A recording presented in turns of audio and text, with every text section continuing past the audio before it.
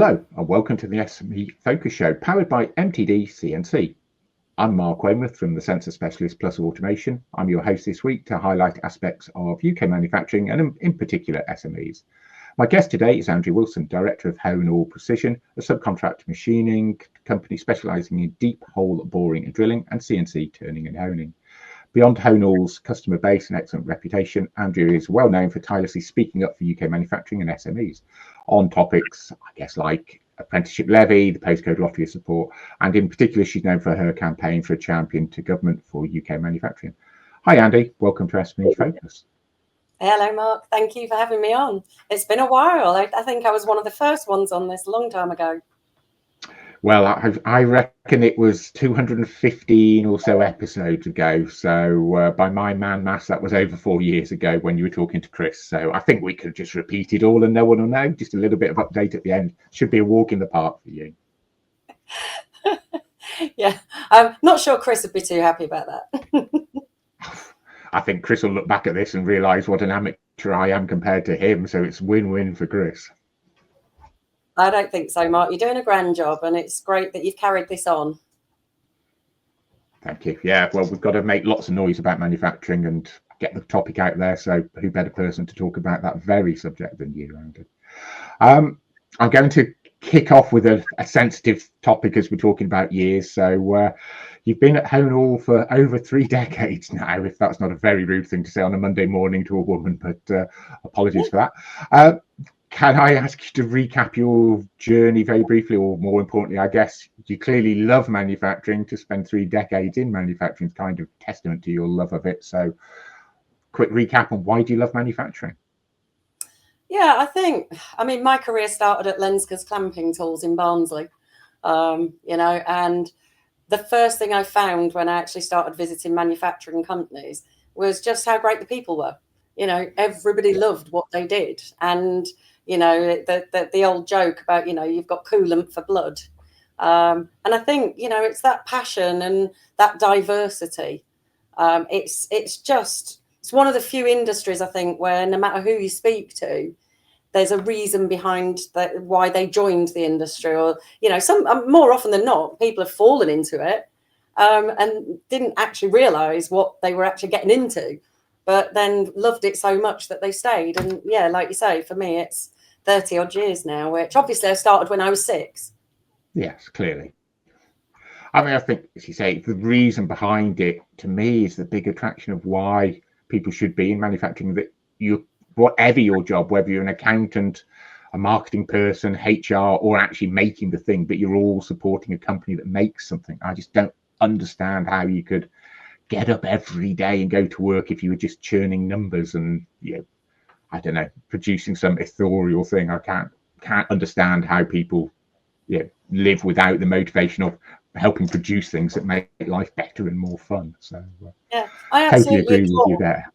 Yeah, things that come in this factory, simple, pieces of round bar, pieces of metal, and then all of a sudden, you know that they're going on a supercar, or we drilled the holes in the replica cannons for the Film Master and Commander.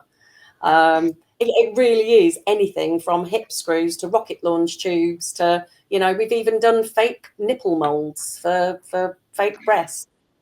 So, it really is the randomness of products. But when you look around you, the thing about manufacturing is every single thing that you look at, touch, use, everything has been designed and manufactured. And that's why this industry really deserves much more recognition than it gets. Yeah, perfectly put. So before we talk more generally about manufacturing and how it should be promoted, I think we need to talk about one of the other more important parts of your life, and Hone All. So can you tell us more about Hone All, what you provide, the services you provide, and maybe a little bit about what makes you different? Yeah, we are, as you said, a specialist machining company, quite an unusual and unique machining company in the fact of the deep hole drilling, boring, honing. They're not your typical subcontract services. There's very few of us in the country that carry out those services. And effectively, it means that we make tubes. So everything from 3 mil internal diameter up to 203 internal diameter by 3 meters long. We can go slightly bigger on that than on the turning, because we can go up to 4 meters, and certainly up to 450 diameter on the honing. So some very small to very, very large parts. And like I say, it's really everything in metal. I mean, the majority of what we do is round bar based and tubular based, but we do also do CNC gun drilling, which is sort of block work, engine cylinder heads, mold tools, and that type of product. So yeah, we've made mold tools for Maltesers in the past, you know. the random sort of items that we've manufactured just blow me away, and I love it. What makes us unique? I think basically the family atmosphere, the family run business, how we care about our people and our customers. It really is a recruitment bonus if you tell me that you take things too personally and you slightly afflicted with OCD, because they are the key things that makes this business work. We all take what we do very, very personally. We care about what we do and how we do it. You know, our company motto is to be the best, not the biggest, because we're not driven by ego. As my production manager said when he started, he was like, I've never done this job before. I'm scared I'll fail. And I won't let you fail, because it's about learning and learning how to then, from the mistakes we make, no, there isn't failure. If you make a mistake and learn from it, it's not a failure. And I think he basically sort of said, well, what do you need me to do? And I said, you make my team happy, you make my customers happy. Everything else will look after itself, because we have the processes in place. But if you make the team happy and make the customers happy, then you will make money. Because, you know, as long as the processes are there to support the people and the people are there to support the processes, you're win-win. You can't fail. So, you know, I think the biggest thing anybody will ever tell you about dealing with Honor is it's all about the people. People buy from people. And one of my LinkedIn posts was about, can you be too personal in business? And, you know, I don't think you can. I mean, during COVID, we were checking in on some customers that we knew were isolating, and they weren't able to see their families. And we'd just drop an email every day or two, Victoria and I. And yeah, you know, there was TV program recommendations and all sorts. And it's just having that care, you know, that people are an individual. And it's the same with our team. And that's why, you know, we have probably one of the best retention rates that I'm aware of in the industry. And certainly, you know, over 35% of our staff now have done over 20 years service. So, you know, the longest being 36. Yeah, I've noticed on LinkedIn, I mean, it's clearly commendable that you often post about your people, but it's more noticeable that, yeah, in the small text, it just happens to be mentioned, oh, they've been here 25 years, oh, they've been here 30 years. It gives a really good flavour for the company that these are, people you value, and clearly people who are enjoying what they're doing because they're feeling valued because they're staying such a long period of time. So it's great to see. Thank you. We're proud of it. We are. In 30 years, we've never made anybody redundant, never put anybody on short time, you know, and for me, that's something that, you know, is my personal achievement. And I'm sure a lot of people watching recognise how hard that is to achieve as well, with all the ups and downs of sort of particularly the subcontract world over the past, you know, however many years. So, you're not kidding. So it probably strays a little bit into my next question, but I'm going to ask it anyway. Do you have any reflections, comments, advice, thoughts to share, I guess, particularly for SME manufacturers on your years in a manufacturing business as a subcontract manufacturer? So I know sort of one of your sort of features is that you've got a very large number of customers. So a management consultant should say, oh, that's great because it spreads the risk. But obviously it must present lots of challenges to you as well. So what comments have you got, observations, thoughts on life as a subcontract manufacturer? I think there's 2 or 3 sort of key lessons or key things that I say to people, because I try and still help people who are sort of starting out or basically in their first years within business. And I think the biggest one is don't ever be driven by ego. Don't think that size means that equates to success. There's that great saying about, you know, your turnover's vanity, your profit's sanity, but it is absolutely true. Decide what you want from your business and make sure that you stick to what you originally set out to do. For some people, that might be to grow a large business, but for some people, it's to basically have more control over their own work-life balance or their own income. And so don't ever deviate from that and get carried away with the thought that, oh, if I buy a bigger factory, I can turn over more and I can make more money. Because quite often, that's not the case. So just always be aware of why you started, what you're doing it for. I think the other thing is never, ever stop learning, whether it's from your people, your customers, visitors. Every visitor that comes in here, I still say, what have you seen that you like? What have you seen that you don't like? What are you seeing that I don't? Because it's like that book that you read. You read it 3, 5, 10 times, you can read exactly the same thing. Somebody else reads it and gets something totally different from it. So, there is that great thing about too busy chopping trees to sharpen the axe. So I think always take that fresh perspective. And I think that's a key thing. And communication, do not just throw change on your people. If you're going to change things or you have to change things because employment laws changed or health and safety laws changed, speak with your teams and find, there's a great, I think it was a Dale Carnegie thing going back in the day, think about the problem. What are all the possible solutions? What's the best possible solution? And I think, trying to find, you can't please all of the people all of the time, which is one of the key messages one of my old, now retired team members gave me. But you can try to at least get the majority on board. And for those that are not necessarily on board, find a way that at least that you're not purposely upsetting them. I was going to use a separate phrase then that we'd use in it, but upsetting is probably more for public consumption. Sounds good. Okay. So somehow alongside the day job, you're also... you've been involved over many years in different networking groups, councils, committees, and sort of fighting for change within manufacturing. Can you tell us a little bit about these? Yeah, it's probably 27, 28 years.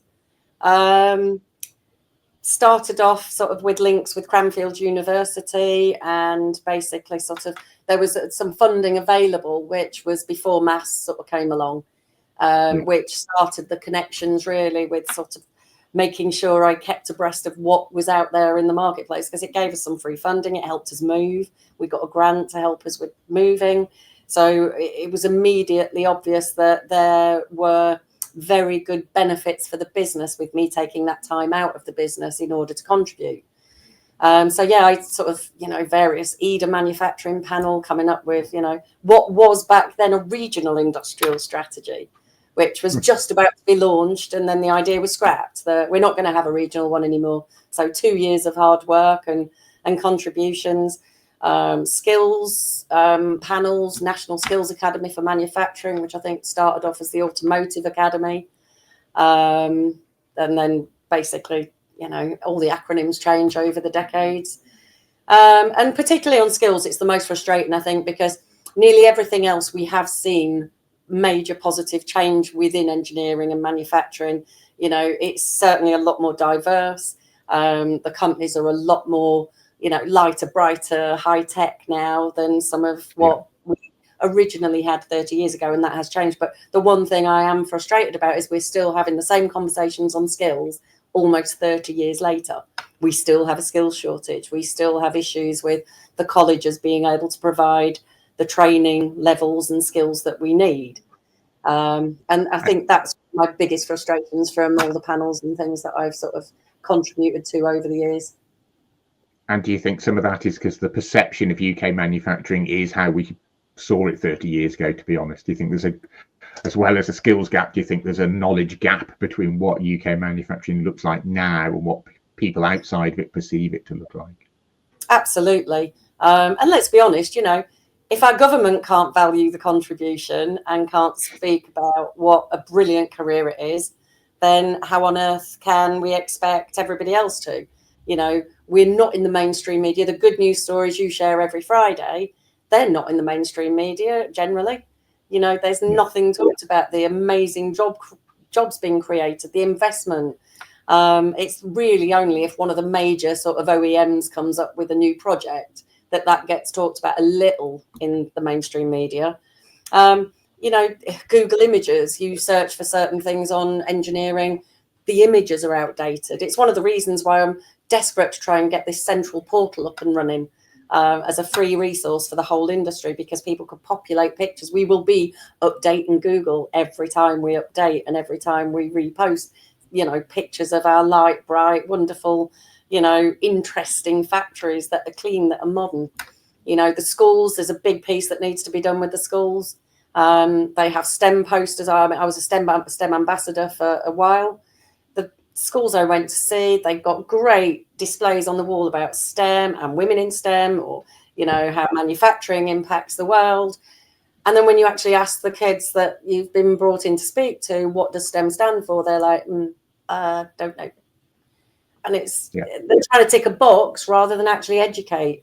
And you know, we need to inspire the next generations. And there's some great schemes out there, like Primary Engineer, that goes into primary schools and teaches kids about how to make things and what you can actually do with your hands and a couple of simple little bits of kit. But they're not government funded. They should be. You know, I loved metalwork in school. There's no metalwork in schools now. Well, not that I'm aware of. There may be in certain schools, but generally that's not on the curriculum anymore. There's just so much we've lost over this last 3 decades, and it's exacerbating the problem rather than what we should have been doing, which is tackling the problem and trying to solve it. Yeah, I think we often underestimate how much time our kids do spend with their teachers, and if their teachers don't understand manufacturing because they see what little information there is, you know, they're recipients of the lack of information from the media or the lack of information from politicians, so they don't really understand it, so they don't promote it to our kids. And I've seen it with my own son, who, I'm very proud now that he is an engineer, but at times in his life I took him to BMW's Oxford factory, the mini factory, into the weld shop, which at that time was BMW's best weld shop performance in the world. And I think his first words to me were, "Oh, it's really clean." And I was gobsmacked that my own son said something so naive. So, you know, this is because they spend their life surrounded by people who don't understand manufacturing. So it's a real frustration that the schools don't understand what we do, and therefore can't promote it because they don't understand it. Yeah, okay. We've got to change the perception. Definitely. So our paths crossed, and I had to think about it, but it would have been late 2019, in those heady days before Brexit, before COVID. And I was really instantly impressed by your sort of passion for UK manufacturing, but in particular that you're so proactive. You go on banging the drum, making lots of noise all the time about UK manufacturing, and particularly pushing to make improvement rather than just standing and moaning and being passive. How do you keep your motivation and enthusiasm going after all this time? How and why do you keep doing it, Andy? You're saying I'm a nag, Mark? No, I always accuse you of banging the drum. Yeah, don't get me wrong, it is difficult sometimes, you know, particularly, you know, I had an awful lot going on personally, sort of for the first 4 or 5 years of this campaign, particularly when COVID hit, caring for my terminally ill stepdad, and you know, trying to sort of cope with the business challenges throughout that, as well as those challenges at home, and then still doing what I do, trying to campaign. But my biggest drive is the fact that I don't feel I have the right to complain if I'm not willing to try and change things. So, you know, it's what's driven a lot of the decisions I've made over the previous years. So, for example, you know, I used to criticise SMLEP for not being able to get to as many SMEs as they should do in terms of funding. As a result, I then joined the board or applied to join the board, and I was taken on to join the board of SMLEP. I then felt sorry for SMLEP because of the resources they were given, because I understood the challenges they were then facing. I've done something similar now with the Made Smarter appointment and put myself forward for their advisory board, and then I've been made the deputy chair because I was very critical of the Made Smarter programme. For me, we need a manufacturing advisory service, and I'm hoping that the pilot scheme in the East of England that we're now doing, I'm hoping we can sort of start proving the value of that, show exactly what a little bit of help in the right areas with the right people showing what that can achieve. And then we've got an argument to make to government about, look, you know, this addresses this issue, but if we address this issue as well, we could be adding 10, 20, 100 billion to the economy. And I think that's what keeps me going. There are days, and there have been days, when it's been very frustrating, particularly the petition that we have running for asking government to appoint a champion for manufacturing within government, somebody who is passionate, professional, experienced, who knows and loves the industry.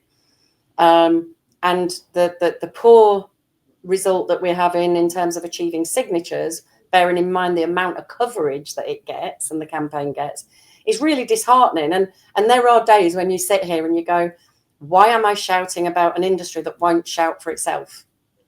You know, and it is still boggles my mind, the numbers of people that read your post. I'll put a post out about it and I'll get 7,000-8,000 people reading the post and engaging with the post, but they don't then sign the petition. I don't understand it. Talked to Stephen Morley last week, and you look how passionate football fans are, and they're quite prepared to petition and make noise and do things. But we as an industry seem to be, I don't know, a collection of passive people. It's frustrating at times. I don't know how you keep your cool and keep pushing on. I really don't at times. Like I say, sometimes it's thanks to people like you and Sam Bainham and Adam Payne. You know, there's days when I've spoke to you guys and sort of gone, oh my God, you know, how can I do this next? And you give me some wonderful, encouraging words, or you say, look, just think about the impact you have made. Because not often, but I do sometimes, unfortunately, it's social media, even though it's a professional platform, I do sometimes get trolled on LinkedIn too. You know, and people are saying, why are you bothering? What's the point? You know, what's in it for you? That was one of the most difficult ones that I got, because, of course, you know, every single panel and advisory board that I sit on, I'm on Make UK Regional Advisory Board, Ingenuity's Skills Board for the SME side, you know, the Made Smarter now. I do it. It's all donate, you know, it's all free. You don't get paid for any of it. You do it in your own time. You do it balancing it alongside your day job. So if it's taking time out of my working week, I then make up that time in my working week, because I do believe things have to change. I do want to protect this industry. I do think SMEs have the biggest potential to have the biggest impact on this economy in terms of our industry. And if we could just make some very simple changes at policy level, the effects will be dramatic. Absolutely. I've seen it when MASS first started, when MASS was run properly. And for us in our region, it was Cranfield University that ran it, and a fantastic man called Jeff Nelder, who loved the industry. The help that was delivered was appropriate, applicable to the business. It wasn't difficult to apply for. And I think EDA was running at something like 5-1, 7-1 on return on investment on the programs that were running, you know, but it then got taken over by the consultants and the big commercial companies. And it then became, sorry, Andrea, we can't come to your business because you can't give us 10 people for that to run that course that day. I can only give you 4 because I need production to continue. Well, we can't make money unless you give us 10. Well, I'm sorry, but this is a government program supposed to be helping me make money, not you. Yeah. That's where this disconnect comes. That's where this biggest frustration comes. The money making for the people delivering became the biggest, I guess, the biggest motivator, when it was all about supposed to be helping these small businesses learn the basics, get themselves on board, you know, even the simplest things like having that mission statement. You know, a lot of owner managers are too busy. They're running machines. They're doing the paperwork. They're trying to cope with all the legal obligations. They don't have time to think of things like that. And they don't necessarily always understand the impact that can have on them and their team or on a customer, because that one thing might be the one thing that brings that customer to them. You know, and it is. It's just time to change. It's time to get things working. Okay. As we say in engineering, time to get done. So can you tell us more about the campaign for a champion for manufacturing, and we've probably talked about what's the background, what's the reason to it, but tell us a little bit about what's happened, some highlights along the road of this campaign. Yeah, it's something I've been talking about for over a decade. And I brought it up at the Make UK or EEF conference, can't remember what their name was back then, when Vince Cable was there, and asked him the question, you know, do you actually think we need someone who is specifically focused on this industry within government? And he went, no, I think we're doing a good enough job, don't you? And I went, no, I don't. But of course, I was cut off then. You're only allowed to ask that one question. And I find it bizarre that in this country, we employ people in political positions where they are making informed decisions on areas of which they know nothing about or they have no experience in. When we have had ministers that supposedly cover our industry, it's usually part of a much broader, wider portfolio. We spend time, we bring them around our factories, we try and buy them into what we do, we explain what we need, and 1 month, 3 months, 6 months later, they're gone. They're in another position. Or the party's changed, you know, we've had an election. That's the biggest frustration, because it doesn't matter how many times you try to do the education piece. If they're not going to be there in 1 month, 3 months, 6 months, do they care? Will they care? They have to have a desire to want to change things and stick their head above the parapet. And you're only going to do that if you've actually seen, lived, breathed what we do and what changes you know can happen. But it became really a formal campaign sort of when COVID hit, because, of course, we all had a little bit more time on our hands.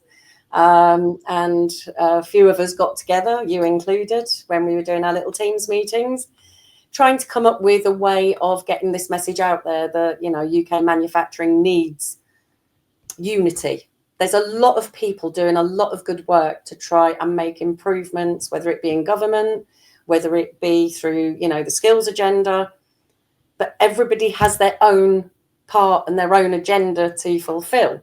And we need something that brings this one voice together, you know, one clear message, one strong voice, I think I put on my posts.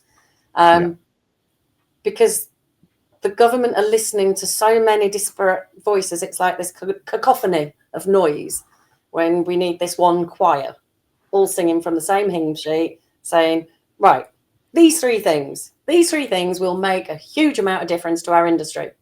And we all agree those three things. And we say, right, if we all say these three things we know will make a difference, then we can prove it and we can show it, but we need to be given that chance. So, you know, we've tried a petition. I wasn't going to do the petition again this time. The last one was cancelled because of the election being called. All petitions get automatically cancelled. I wasn't going to do it again. I was persuaded to do it again because everybody said with the amount of coverage the posts get, with the comments, I don't know. I don't know all the clever things on LinkedIn. I leave that stuff to you and Adam Payne. But I was told, you know, we were easily reaching between 60 and 100,000 people over a month. So the petition would be worth trying. I think we can't even get to 1,500, and you need 10,000 even to have it acknowledged.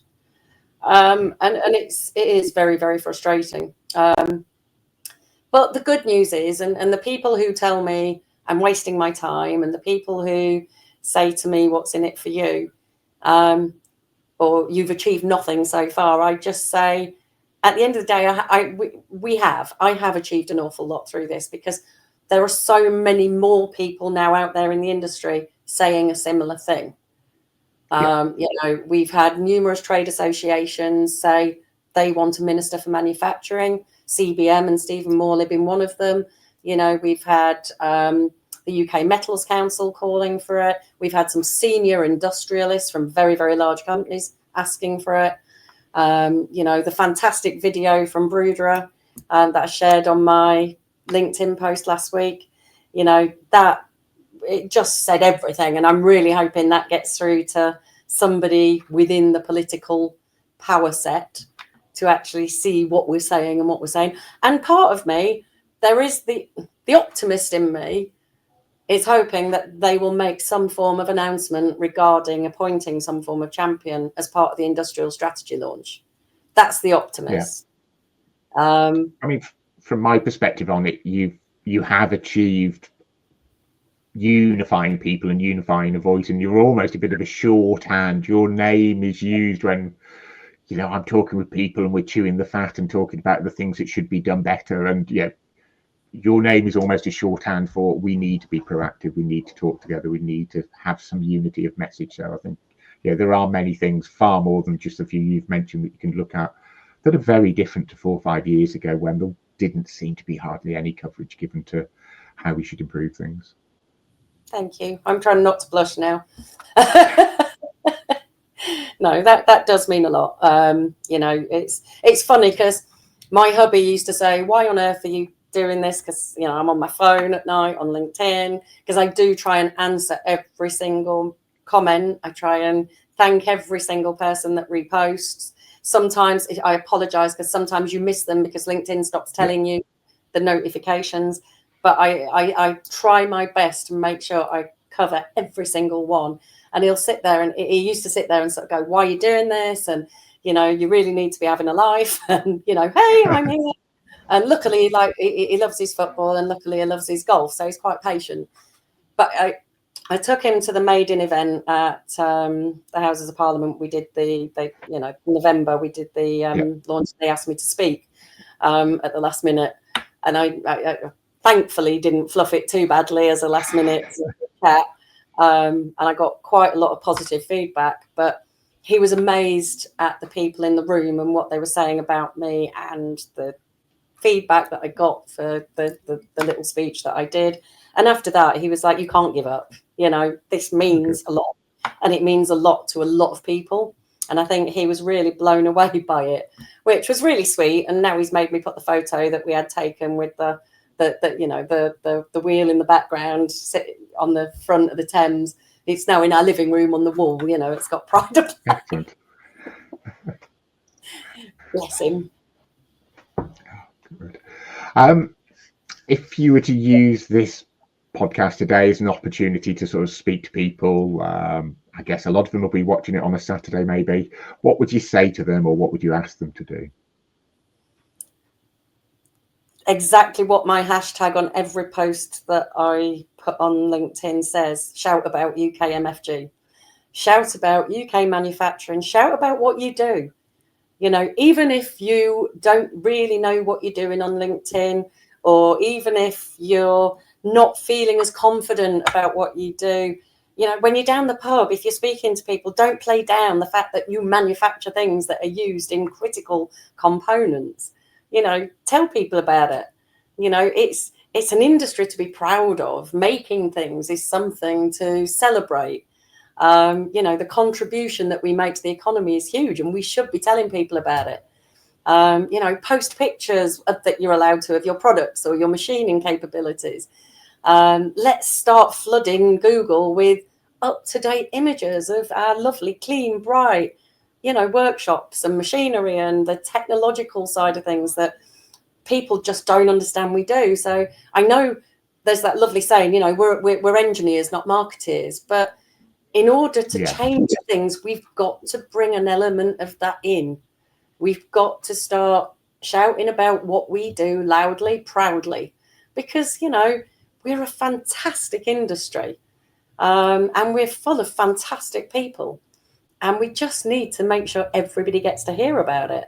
So, yeah, just don't be afraid about, you know, don't feel it's bragging. I think as English, British people, we tend to be quite, I'm not going to use the word suppressed, but we tend to be quite shy about saying good things about ourselves. And I'm exactly the same. I mean, the amount of people that keep telling me I need to do more videos on LinkedIn, and I'm like, oh God, no, I hate video. I hate this. Talk all day long. Yeah, everybody will tell you that. But you know, talking about me, I'm I'm happy talking about my business or my campaign or what I try to do. But we've got to change that, because we can't keep asking everybody else to do it for us. You know, the things I'm asking government to do, I'm not asking government, because some people do say, well, you need to help yourself, you know, don't ask government to do it for you. I'm not asking government to do it for me. I'm asking the government to basically stop wasting money on support that really doesn't work, and to give us better support, not more, just better. Yep. I'm asking them to actually understand the industry and give the industry what it needs, not what they think we need.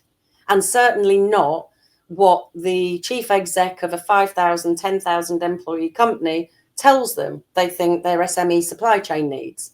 Start listening to the people within the SME supply chain, because then you'll have the real understanding. The people who are basically sitting with their hands in their head at 3 a.m. on the steps of their factory going, how the hell am I going to cope with the NIC increase? How the hell am I going to find the wages for that person in 2 months' time? They're the people they need to speak to. Yep, definitely. Very definitely. So we've talked about how incredibly busy you are and how you've managed to find the time, which I don't understand how you do, but full credit to you. So I don't know if this is a strange question, but it's a traditional last question of these interviews. Can I ask you, what are your plans and your objectives for the next 12 months? So what are you hoping to achieve in this mad world? If there is some form of announcement of some type of appointment for a manufacturing specific post within government as part of the industrial strategy launch, oh my Lord, I'll be celebrating, and in a massive, very loud, very potentially drunken way. I think we have to have a very alcoholic meetup if that ever happens. Yeah, I think that would be just the highlight of my year.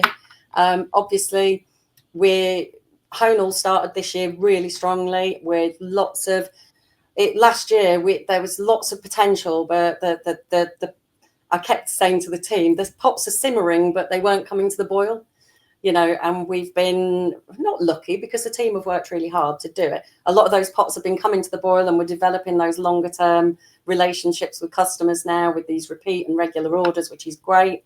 And we want to get more of that because we're really good at what we do. Our on-time delivery is fantastic, our quality is exceptional, and our service is second to none. So I really want to maximise the opportunities that we've been given from these simmering pots boiling over.